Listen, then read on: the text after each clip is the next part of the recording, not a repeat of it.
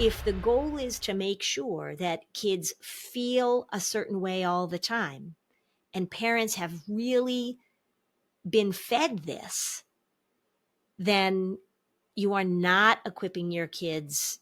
It actually makes them worse.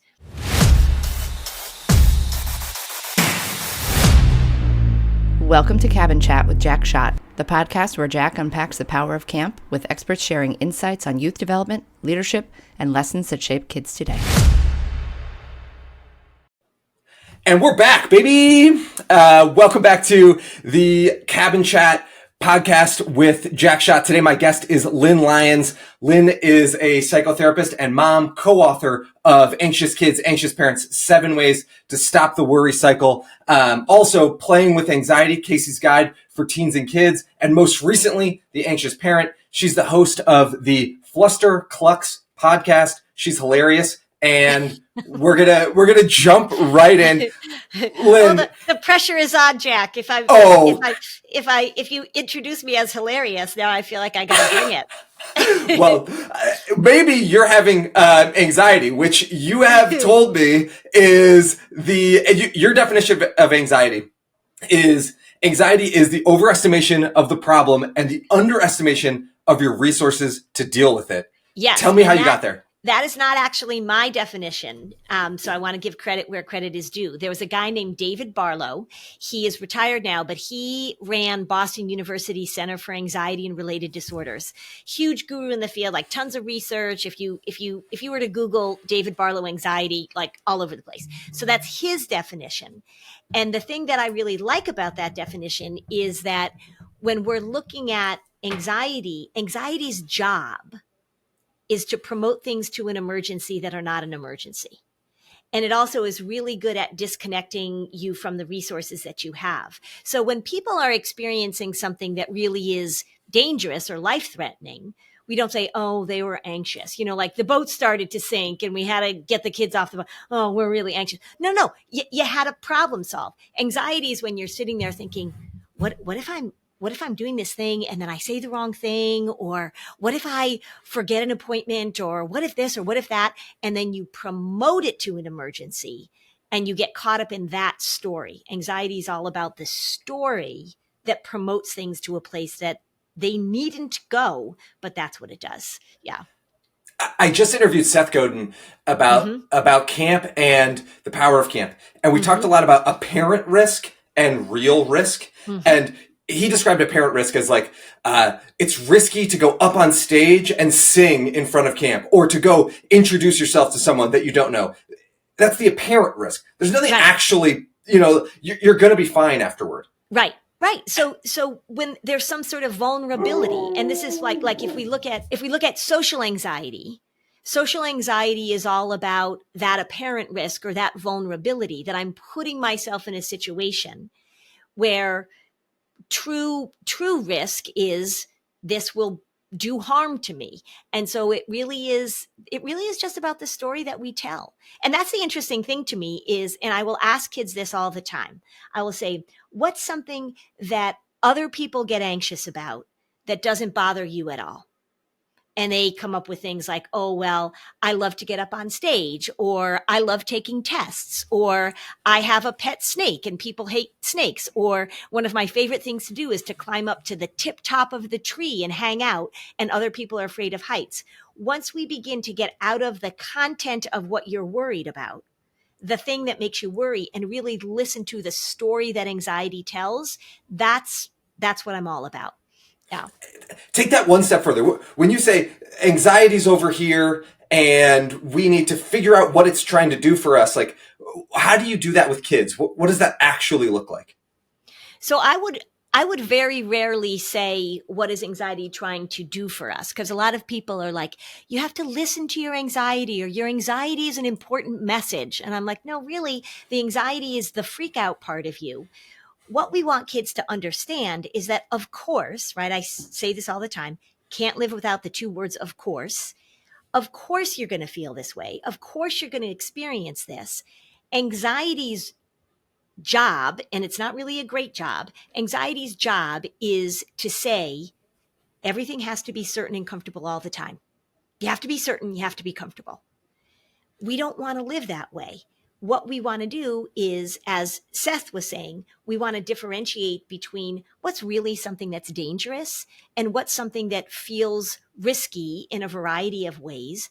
And how do we help kids step into discomfort? Because one of the things that's happening right now, and I know at camp, they're trying to figure out how to manage this, but the camp experience from a anxious parent's perspective is, I want my kid to have a great time all the time. I want them to be happy. I don't want them to experience any discomfort. I want to make sure they love the food. I want to make sure they love their counselor. I want to make sure they're in activities all the time that they really love. If my child is at camp and he is uncomfortable, then this is a bad experience. That's anxiety promoting something that's really natural and normal to this place of can't tolerate it. That's where we get into trouble with this thing. So I'm a sort of direct middle millennial, but I used to go out and play until the streetlights came on. And Sure. John Schott, my dad was certain he had the sort of kids are to be seen and not heard mentality in the Schott household. Yeah.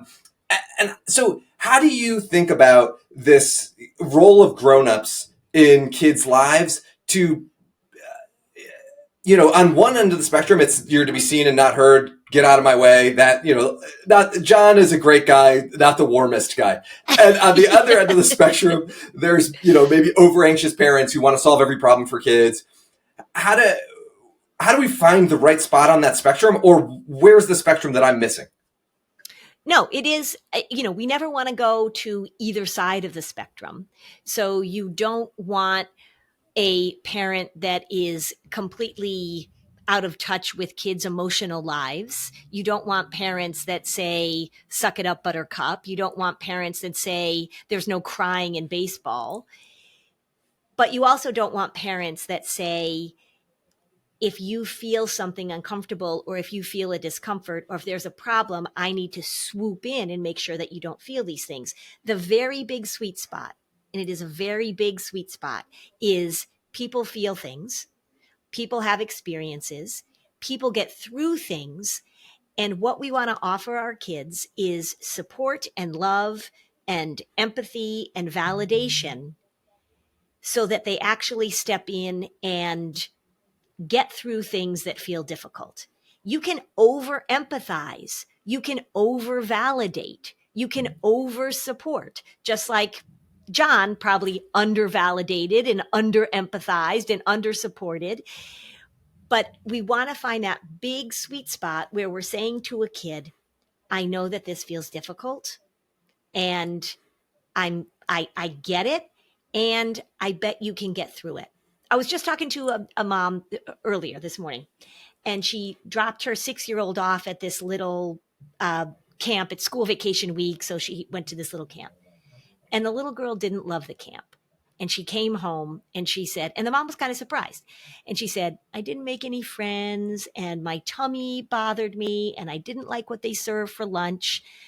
And so what we came up with that this mom could say to this child, this cute little 6-year-old, is, you know what? I'm sorry this camp is, I wanted you to love it. I really wanted you to love it. How do we get through things when we don't love them every minute? How do we manage things that don't go exactly the way that we want them to go?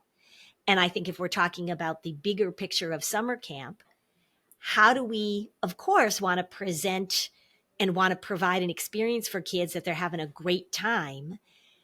But the value of camp is that not everything is going to be great. How do we manage when we have a bunkmate that we don't like? How do we manage when norovirus goes through the camp? That happened to my son when he actually got mono and left. And he was so disappointed. He missed the last 2 weeks of his 1 month at camp. But the day before he got sent home with mono, norovirus showed up. 80% of the camp was puking. They almost shut down the camp. Nobody planned for that. Nobody wanted that. How do we problem solve? How do we figure out what to do? Right? This is what we want to say to kids. How do we love, support, validate? And how do we give them opportunities to step into discomfort and uncertainty so they can get to the other side? That's the position we want to be as parents. And so how do we do that? What do you do with parents and with young people to help them step into that space? So for one is that we normalize it. So the more that we use language that we say, of course, this isn't going to go perfectly, or of course, there's going to be things that you don't like, or of course. So one of the questions that I have parents ask kids all the time is, what was the unexpected thing that happened to you today and how did you manage it? Because just by asking that question, you're saying to them, of course, unexpected things happen to you today. I say to kids all the time, I love when everything goes smoothly. I love when my day goes as planned. It doesn't often happen. How did you manage that? So we start talking about the importance, the skill, the reality of things not going as planned.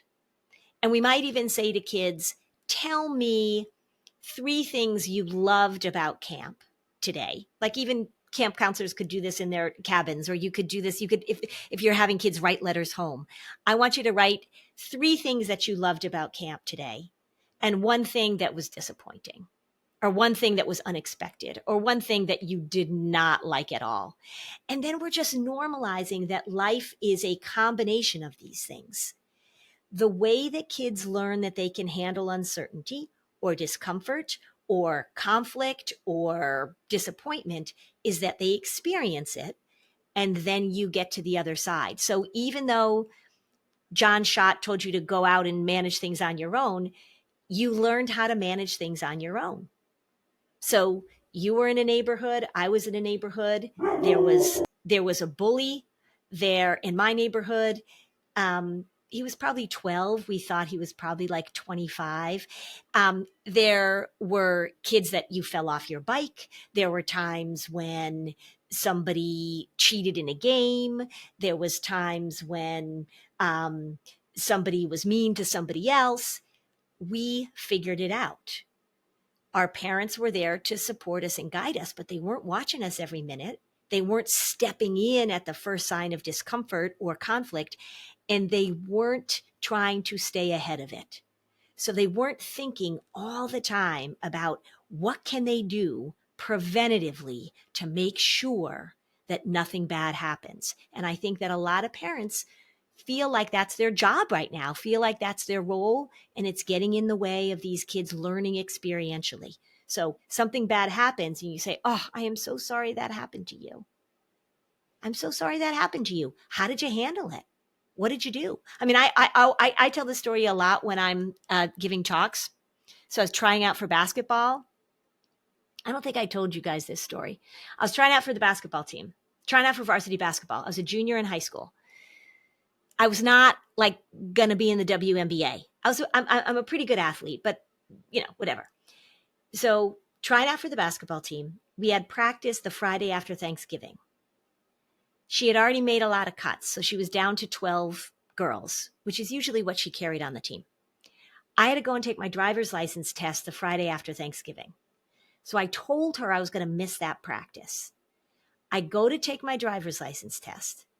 And during the parking part of the driver's test, I hit a car, which, if you don't know, in the state of Connecticut is an automatic failure, whatever. So I fail my driver's test. I come back to practice on Monday. She calls me into the locker room and she cuts me. She says she's only going to carry 11 this year. She doesn't need 3 point guards. The other 2 guards were much better than I was anyway. Like I totally did not, it wasn't like I was unfairly cut, but nonetheless devastated. And she also said, you missed practice on Friday. So that didn't help your case. And I was like, didn't I tell you I was going to get my driver's test? And she goes, oh yeah, you did tell me that. How'd it go? I go, well, that's so good. I failed my driver's test. She's like, oh, that's sad. So I go home. Bad day for Lynn. Like bad week for Lynn. My parents were sad for me. They were, like, oh my gosh, she, I could imagine as a parent, like she tried so hard to make the team and she got cut, and then she really wanted her driver's license and she hit a car. Like, this is just terrible. Nobody called the athletic director. Nobody called the coach. Nobody tried to fix the problem for me. We went out for ice cream. I made another appointment to go back and get my driver's license, which I did 3 weeks later. And my dad said to me, hey, listen, you play basketball for fun. I love to watch you play. I love to come to your games. If you're on varsity, you're sitting on the bench, sweetie pie. You're on JV, you're starting. Selfishly, I'm glad you're on JV because I'm going to come watch you play. Like the sweetest thing. And this is the difference, I think, in being able to let a kid go through things. I mean, there were a lot of tears. There was a lot of sadness. And he was right. I played a lot on JV. And then the varsity basketball team got an opportunity to go to a trip to Bermuda to play in some tournament. They could take 12 people. Guess who they took? Me, right? Got to go. Didn't play, but got to go to Bermuda. Fun. It all was okay. And I think that when we're talking about this fear that parents have of their kids feeling uncomfortable, of their kids feeling uncertain, of their kids not having things work out, they step in and they get in the way of that really important learning that kids need to go through. And it's pretty common these days. And the more that we talk about it, the more that we catastrophize, oh, this anxiety epidemic, oh, this kid has anxiety. Yeah, I get it. I'm not denying that it exists. But how do we address it? And how do we prevent it? We're not doing a good job. I'm sorry that happened to you, and I'm glad to hear that you had a growth moment that came from it. It was fun I did have a growth, and I have a great story to tell. So yeah. Well, so I'm not a parent, and I think parents get thrown under the bus on this often. Every parent I talk to really cares about their kid, really wants to make sure that their kid is taken care of and grows, and then they hear all of these messages. They're hearing from, one group of people, like, we need free range kids. Lenore Skenazy is standing on tables and yelling and jumping up and down. Huge fan, by the way. And then on the other end of the spectrum, they're hearing that you should spend $250,000 as an 11-year-old to help your kid make the perfect resume to get into college and check all these specific boxes. How do we, I don't think it's fair to just say parents are the problem. No, I want to be here and say, what can we do to be useful to help kids be more successful and happy? And by successful, I don't care where you go to college or anything about that. So how do we help parents make a transition to being less anxious themselves, not raising anxious kids? Like, what do we do? Yeah. So that's a great point. And I agree with you completely that parents didn't do this. Parents didn't create this environment. The group of people that I hold the most responsible for this is my profession, because they espouse many of the things that are the opposite of what Lenore would say. So it's a real, above all else, we love our intellect, don't we? We love what we can create. We love how we invent things. We love that we can have self-driving cars, although I don't think we really love those. We love that we can have this, you and I can have this discussion on this computer with this software, right? Pretty amazing. But we are above all else social and emotional animals. The incredible social push that parents are experiencing to make sure that their kids are doing okay, to make sure that they're successful, to make sure that they get into the best school, to make sure blah, blah, blah, blah, blah. They are not creating this. And a lot of them, when you ask them, they say, we don't know how we got here. We don't want to be this either. This is what we thought we were supposed to do. It's sort of like what Jonathan Haidt talks about when they do the research on kids using social media, and you ask the kids, do you want to have social media? And they're like, no, we're trapped. That's kind of how parents feel about this environment. It takes a lot of courage for parents to push back against what they are hearing from all these supposed experts, but also just what they're hearing from a bunch of yahoos on social media, because the people talking about parenting, the people who are espousing this idea that kids have to feel comfortable and that you're damaging your child, they aren't up on the research. They don't have clinical knowledge. But a lot of people in the mental health field are doing the exact opposite of what we really need to be doing for kids. So I think that's a really, really important thing. Parents, I'm not blaming parents, but it is the job of parents. It is the job of parents to be discriminating about where they're getting their information and to be able to tolerate their own distress as their child is learning. So if this sort of global approach to parenting is that my children need to feel okay, they need to feel loved, they need to feel validated every moment.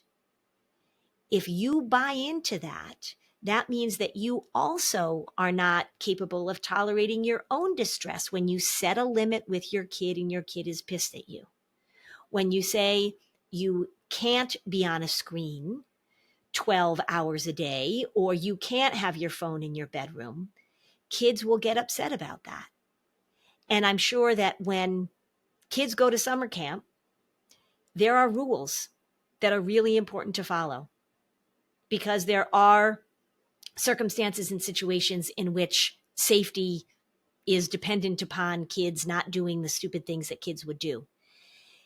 If you were to say at a camp, we want our kids to feel loved and validated and safe and supported and comfortable all the time, that means that when a kid threw a temper tantrum because they weren't allowed to go off the deep end, weren't allowed to go off the high dive because they hadn't passed their swimming test yet, that you guys have to tolerate that. If the goal is to make sure that kids feel a certain way all the time, and parents have really been fed this, then you are not equipping your kids, and it actually makes them worse. So when Lenore Skenazy says, we know what helps kids: increased autonomy, a sense of independence, being able to experiment with things, being able to go off and do things that your parents aren't supervising. There is decades and decades of research about how that is a part of normal development. And what we have now is some pretty powerful research that's saying it's not working when we take that away. So it's not about blaming parents, but it's about parents really having to look hard at what they are promoting as the immediate outcome for their kids, which is why when we wrote Anxious Kids, Anxious Parents in 2013, I wrote it with Reed Wilson. The publisher was a little nervous about that title. Like, do you really want to say Anxious Kids, Anxious Parents? I go, yeah, we really do. But you're saying that parents have a lot to do with this. And it's like, yeah, that's the whole thesis of the book. And it's not in a blaming way, but it's, you've got to own your own stuff. You've got to see how these patterns show up. And we can't keep buying into the very things that are making kids worse. So not about blame, but it is about responsibility, and it is about learning. Yeah. Well, and it becomes very clear that as camp directors, like, I have a job to do in this, right? And a big part of my job is to earn the trust of the parents that are going to take this what feels very risky to them, what feels like a really big decision, which is to take your child and say, go away to camp for a month, for 2 months. Like, that is, for most parents, sending their kid to sleepaway camp is the first time that their child is going to be away from them for any extended period of time. Yeah. And it's my job to earn their trust. And I do that in all the same ways that it's my job to earn the trust of the young people in my care, to build rapport with them, to be supportive, to be clear about what my objectives are. Like you're describing, is we need to be, I believe, as a camp industry, and we own some of we need to be critical of ourselves too, is we need to say more loudly, this is what really happens at camp. and bring parents into the understanding, not necessarily bring parents more to camp, but more into the understanding of what's happening. Yeah. And I think that one of the ways that camps can do this is, and one of the things that's really helpful for parents to hear, is being very specific and very concrete about the skills that you're teaching kids at camp.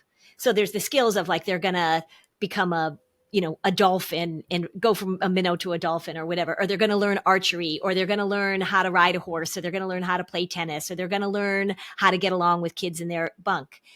But I think that when camps talk about their values, and when families talk about their values, and when schools talk about their values, the language we use, in my opinion, 35 years into this profession, way too vague, way too mushy and squishy. You've got to say, here are the things that are important to us at that camp, respect and blah, blah, blah, blah, blah. Here's how we're going to do it. And in fact, we have an opportunity in this environment to focus very concretely on how we are going to help your child be able to blank, be able to develop autonomy, be able to feel more confident stepping into new things, be able to solve conflict, be able to get along with people in all sorts of different ways, be able to ask for blah, blah, blah. The more specific that camps are about these skills, I think that's a great way to earn parents' trust, because what parents want, I think, when they send their kids off to camp is to have a kid come back at the end of the summer or the end of the 2 weeks. They had a great time. They were outside. They were moving their bodies. They had to do things that maybe they hadn't tried before, and they were able to do them. They came up against some bumps and some obstacles, and isn't it great that they discovered their way through them, and that they come back from camp saying, that was so great, and I have made a step forward in my growth as a kid, right? I've even gotten bigger physically, maybe I've even gotten stronger physically, but I learned how to meet challenges. I learned how to fall down and get back up, literally. If you can be really direct with parents about those skills, because that's all prevention, all this mental health prevention talk, that's prevention. Be specific, be clear. This is what we're going to do. Yeah. And I constantly feel this tension that that as I work with kids and spend time with young people, but also adults, just in the whole world, because the reality is kids are just little adults. Correct. Adults are just big kids, or whatever. Yeah. Is this tension between sort of kindness and taking kids seriously, warmth and taking kids seriously, and there's this tension that I believe our job at camp and likely much of being a parent is finding the right balance between that warmth and support, and that kids are strong and tough and can take on the world. We've been doing it for millennia. Yeah. So the warmth and the kindness is a way to say, I think you got this. And I'm going to be here to support you. I'm going to be here to cheer you on. I'm going to be here to even teach you when you don't know how to do this. I'm going to model this for you. And isn't it going to be great? I mean, this is the question I ask when I'm meeting a family for the first time. I always say to them, so here you are meeting me, Lynn Lyons, 6 months, a year from now. If you're going to say, that was really helpful. Talking to Lynn was really helpful because... and I want you to finish that sentence. I want you to complete that sentence for me. That would be a really great question to ask parents when kids are coming, when they're entrusting their kids with you, which is a huge responsibility, just like it is when they come to therapy with me, huge responsibility. At the end of camp, you say, parents, we would love you to say that you came to, Camp Fluffy Puff. You came to Camp Big Cliff, whatever you want to. At the end of camp, you will find this experience helpful and successful for your child because what do you want to see? What do you want to get from this? You're spending a lot of money. You're making a lot of effort. What do you want to see? That would be a really, really interesting question to ask parents these days. And it would be very telling, I think. I love that. I'm talking to two parents this afternoon. I'll be asking them exactly that question. Okay. I'm nothing if not ready to take stuff and put it into action. Sometimes too fast. Yeah. Lynn, what kind of questions? Those are questions that we as camp directors can ask parents. If you were a parent of a camp age kid today, I know you sent your kids to camp and they spend camp time. What would be the questions? What questions would you ask a camp director to know that it was a good fit for your kids? Oh, such a good question. So I think the basics, I would ask, how do you guys solve problems here? What do you do if there's a problem?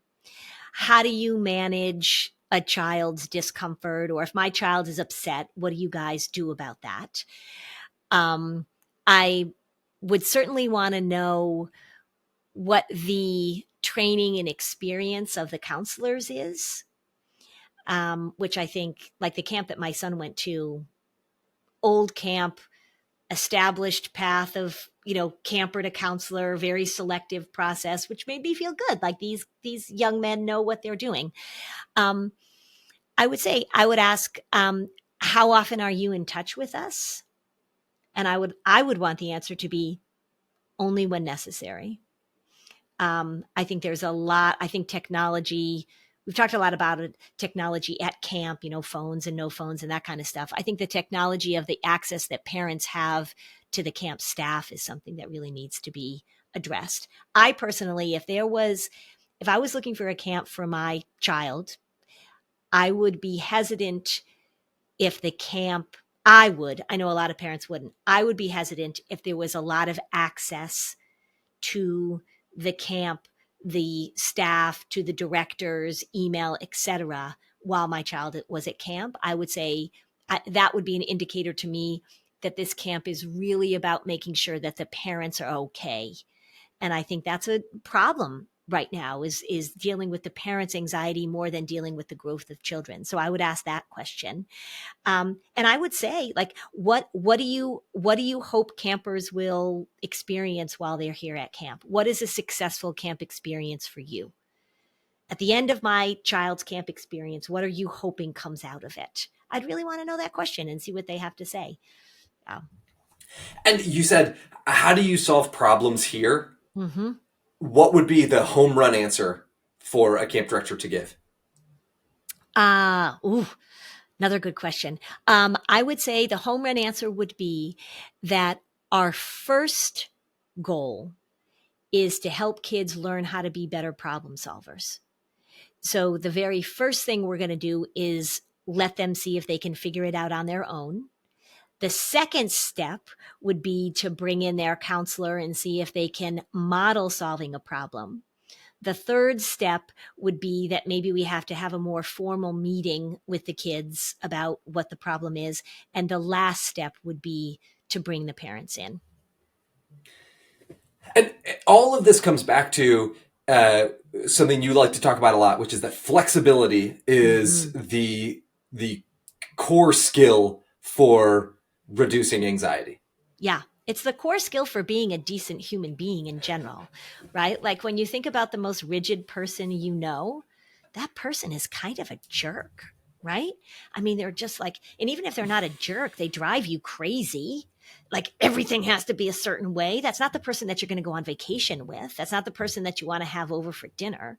So flexibility, just to define this, is not no rules, no expectations, no schedules, etc. Particularly when we're looking at taking care of kids, that would be crazy. When you're parenting, that would be crazy. Flexibility is the ability to manage when things don't go as planned, which is very clear in saying there's a plan. So how do we manage when things don't go as planned? I think life, I think camp, I think school, I think vacations are all really good opportunities to manage when things don't go as planned. So when you have schools or when you have camps, when you have families who believe the goal is to make sure that everything goes as planned, or else my child gets upset, or my child is triggered, or et cetera, et cetera, et cetera, then you are doing exactly what the anxiety is hoping that you do. So the more rigid we are, the more we try and make sure that kids never experience certain emotions, certain situations, then we are doing exactly what the disorder wants. The anxiety wants certainty and comfort. That's its game. So flexibility is tolerating when things don't go as planned, which I am a very flexible person. I mean, I know what my strengths are and I know what my weaknesses are. I am very good at managing when things don't go as planned. Does it annoy me? Yes. Do I wish that things went smoothly? Of course. Do I lose my mind? I do not. Do I demand that other people give me what I need right now at the exact moment? I do not. But there are people that are like that. And socially, that makes it difficult to get through the world. Yeah. And as a parent, there's so many things to balance that people are trying to balance. And now they're going to hear this advice from you, right? After hearing from all these other people.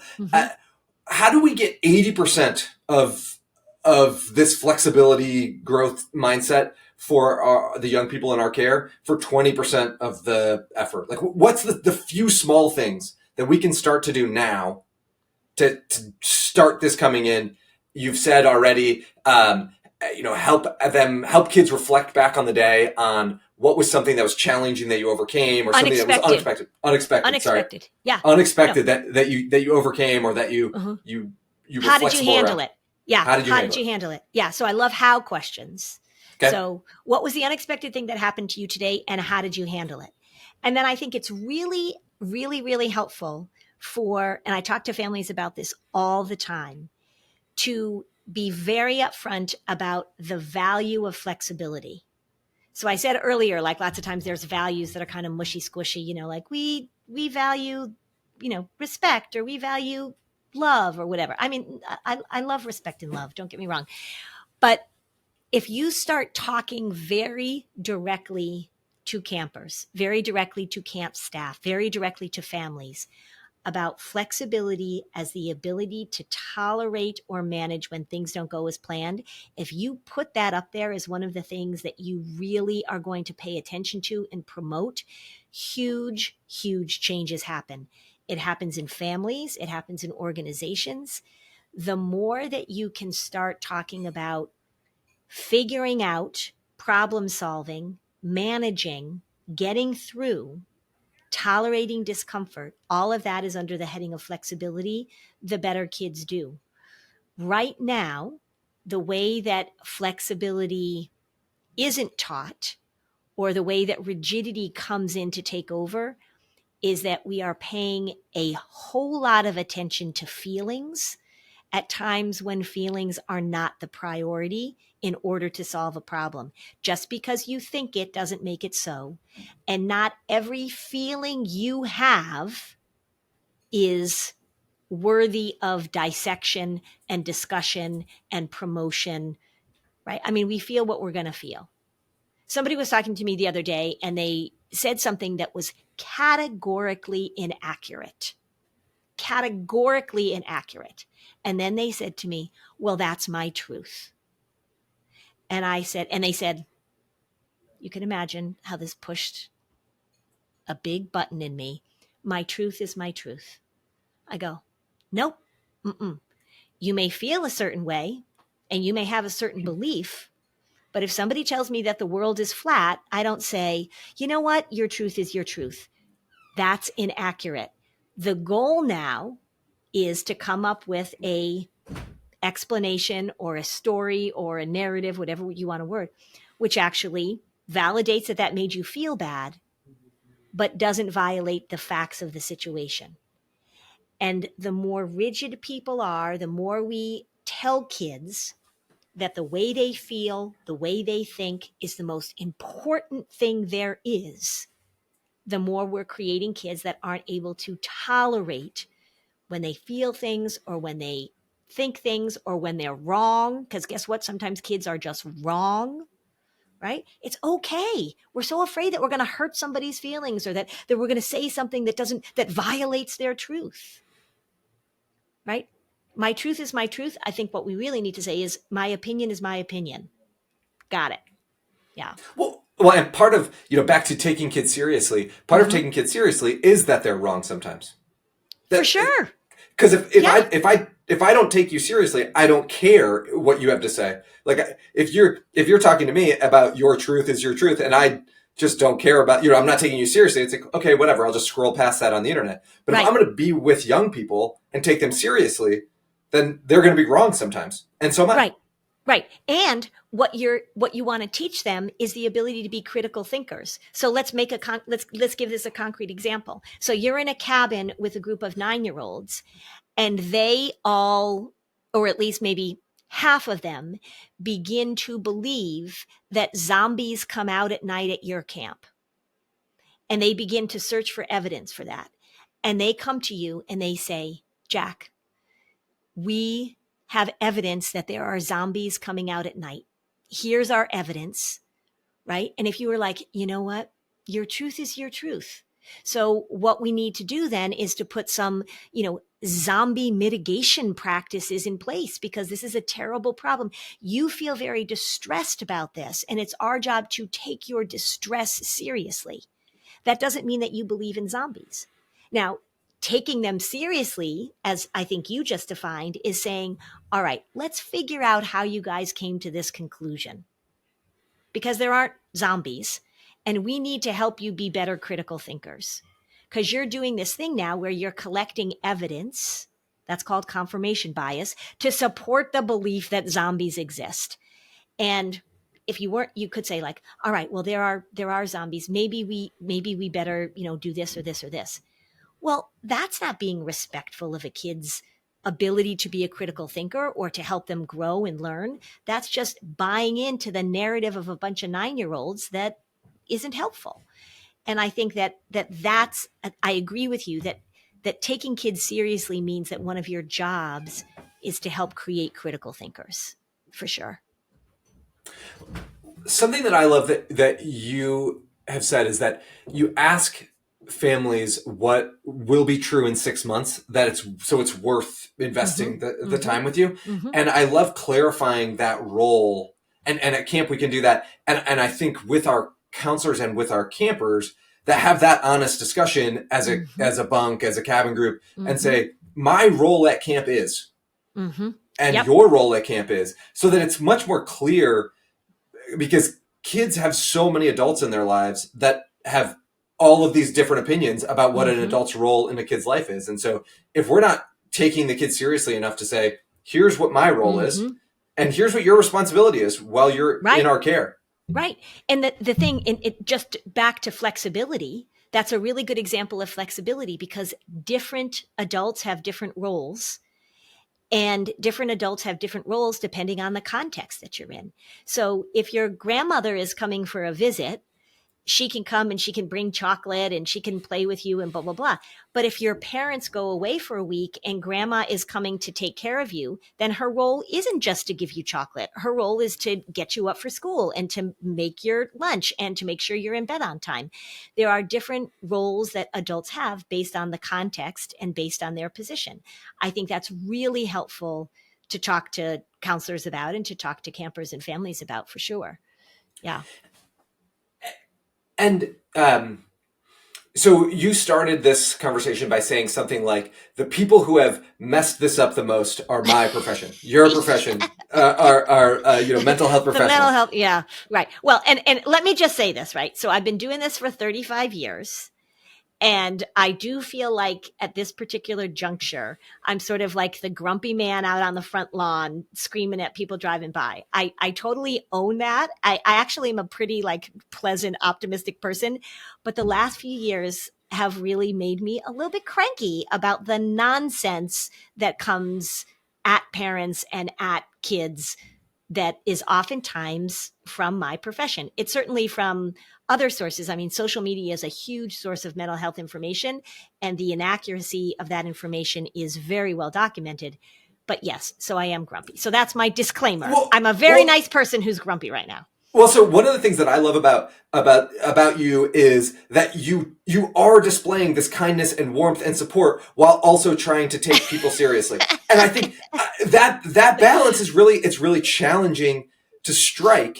And then Yeah. you're trying to speak truth in a situation where maybe it's not something that people want to hear. But Right.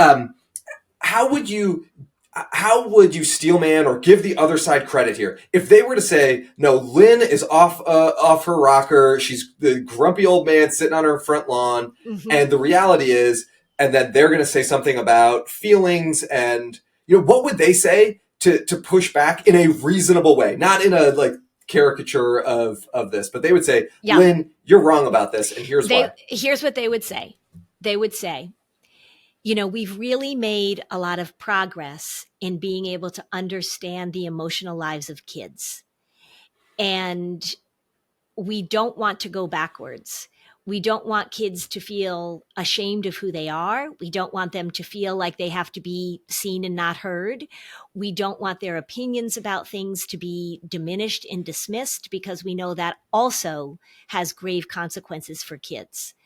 And so Lynn Lyons sounds a little too grumpy because the mental health field has done a lot to promote really positive ways that we relate to kids and that we can help kids navigate through things, for sure. So I'm not going to go way over on the other side. And look, I have a ton of friends that are therapists. I hang out with some incredibly, wonderfully creative and competent and amazing therapists. So I'm not saying like I alone speak the truth and the mental health field is wackadoodle doo. I am just saying, again, back to being a critical thinker and back to being able to differentiate between the good stuff from the nonsense, because there's a lot of good stuff. And historically, I'll just say this, historically, the mental health field has moved through phases that are really, really helpful and really, really destructive, and sometimes a combination of the two. But it's just about being a critical thinker. So I get it. I mean, again, I have a ton of therapist friends, but there's just a lot of nonsense out there. I just want you to sort through the difference. Yeah. And so you would say something like when Kevin Love in 2008 or 12, whenever he came out, a basketball player that said, I suffer from depression, that there's value in acknowledging that this is a reality of a situation. And Yes. then we may have gone, you would say we definitely have gone overboard on elevating depression, anxiety as too big of a focus, as opposed to a focus on growing tangible, durable skills like flexibility or a focus on what we can do, not what's holding us back. Right. And even more so. So what Kevin Love comes out and says, I struggle from depression. Naomi Osaka says, I need to step away from this crazy pressure cooker of professional tennis because I'm a socially anxious person and this is just overwhelming to me. Like, cool, put it out there. The problem has become the language of permanence and identity. So if Kevin Love came forward and said, I struggle with depression, and he said, there's nothing I can do about it. This is a disease I have, and I'm going to always struggle with this, and I'm just a passive person in dealing with this, I would have a problem with that. And that really, unfortunately, is a lot of the messaging right now when we're talking about kids and anxiety and depression. If you ask them, which I talk to a lot of them, what they know about this and what they believe about this, they really are unfortunately getting the message that this is who they are, that this is the part of themselves that is the most defining, and that there's really not much that they can do about it. And so the rest of the world needs to figure out how to manage their anxiety, not them manage it, but the rest of the world, because they have this thing. And that we know from the research is the exact opposite of what we want kids to hear about their incredibly malleable, flexible, adaptable brains. So that's where the messaging of let's all talk about this is fabulous. But sometimes, even more than sometimes, often the message is this is who I am. This is who you are. And now we need to figure out how to make you okay, rather than saying, let's figure out what we can teach you or what skills you need to develop. Yeah. And so, Lynn, I have one more question, and then I want to hear about this awesome webinar that you're about to do for parents. Oh, okay. Okay. My last question is, you've dedicated 35 years to this. Mm-hmm. It clearly matters so much to you. It does. Why you're clearly smart and thoughtful and charming, and you could go off and do 10,000 other things. Why bother for you to do this? Oh, well, thank you for saying that I'm smart and charming. My mom agrees. So does my dad. Why did I decide to do this?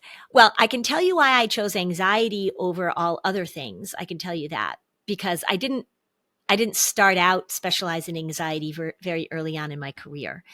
I think I like anxiety because it is very tangible, that we can do very concrete things, that I feel like progress is made. So a lot of people in my field deal with stuff. I had a friend, I still have a friend actually, she's still my friend, who's an internal medicine doc, and she works with elderly people. And she said to me once, we were on a bike ride, and she said to me once, you know what, you actually fix people. I just like sort of wait until they die. I was like, I know, like she can't cure any of these problems. So I think that's why I chose anxiety. I think the thing, I mean, I'm definitely like a helper person for sure. That's the role in my family. And so that appealed to me. The thing that keeps me in this field, I think, is because I love the creativity of it. My job, when a family comes in and they've got a problem, I've got to come up with a way to help them solve it. Now, anxiety is super redundant. It does the same thing all the time. But if I can come up with a good story, if I can come up with a good metaphor, if I can come up with a good assignment to give them that helps them see this through a different lens and gets them unstuck, that's what keeps me in this. To me, it is an incredibly creative, interesting, I can use my humor. That's the other thing too, is that, you know, when you work in some fields, I remember a school had me come and do this bullying workshop. Oh my God, it was terrible. You can't make jokes about bullying, but you can totally make jokes about OCD and anxiety. So I think that's what kind of drew me to this. I think that that's what keeps me in this. I've been working for myself in private practice since I was in my late 20s. I like being in charge of my business. So that's just another thing about it that I like. Yeah, I mean, I like writing. Well, I don't like writing books. I like when books are done. I hate writing books. It's so hard. I feel so sorry for myself when I'm doing it. But I love doing trainings. I love speaking to people. So yeah, that's probably what keeps me in it. Anxiety demands that we treat it seriously. Anxiety demands that we're like very, furrowed brow. And I love sort of looking at anxiety and saying, not playing your game. I think that's what keeps me in it. Thank you. Despite my crankiness. Yeah. I haven't seen the crankiness yet. I've seen the vigor maybe to make a change, but cranky is not what I've seen. All right. Well, good. I'm glad to hear that. I'm keeping it well enough under wraps so as not to turn people off. Yeah. And so you're doing this awesome webinar for parents. Yeah. Tell me what it is, how it works, and how can folks get to it? Yeah. So it is it's for parents. This one is for the littles. So this is parents of kids age about 4 to 12. And then I'm going to do another one after that for the middle school, high school. It's April 1st and April 8th. It's going to be a live webinar, but it's going to be recorded. So 2 hours on April 1st, 6:30 to 8, 2 hours on April 8th, 6:30 to 8. Interactive. I'm going to give people assignments between sessions. So when they come back, they can have things to work on. It's not up on my website yet. Maybe it will be by the time this comes out because somebody else does my website for me. But if you go on my Facebook page or Instagram, you'll find the links there. I try all of the trainings that I do, because I do a lot of them. I am focused on giving really concrete information, sort of cutting through the BS and saying, this is what works and this is what doesn't. And that's what I'm going to do for this 4 hours I'm with parents. Well, I love that. And we'll put in the show notes so that there's a link and make okay. sure. I'll send you the link. Yeah. And we'll make sure that it's up on the web we'll make this go live once it's up on the website. We can coordinate that. Okay. Wait, Lynn, because I know you love summer camp, will you Yes. do me a favor and just say Sure. 60 seconds. Why should parents send their kids to camp? It is probably one of the last places in this country, at least, where kids can be in nature, where kids can be off their devices, because I think most camps are still requiring that. I hope that stays the same, where kids can be away from parents in a environment in which parents are tracking their kids, know where they are, schedule. I think that summer camp gives kids the opportunity to get dirty, to skin their knees, to meet other people, to try new things. It really is one of the best doses of all the things I talk about for prevention that kids can have. Thank you so much, Lynn Lyons. You are incredible. Appreciate you. My pleasure, Jack. Thank you so much for having me.